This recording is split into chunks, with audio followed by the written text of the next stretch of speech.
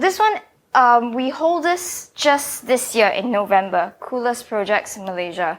So I think Code Club, CoderDojo, and also Coolest Project is part of the Raspberry Pi Foundation brand. So we spoke to them and said we want to bring Coolest Projects in Malaysia, and we want students to create projects, like a place for them to showcase whatever that they have done throughout the year. So this is all the pictures that were there on that day. So they are all talking. So our fair has a lot of visitors.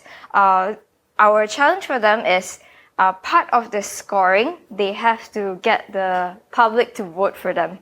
So they have to drag the public and tell them about their projects, and then the public will vote for like the teams that they like. So this one, she was talking to the public as well. And this one, so this guy is our chief minister of Penang.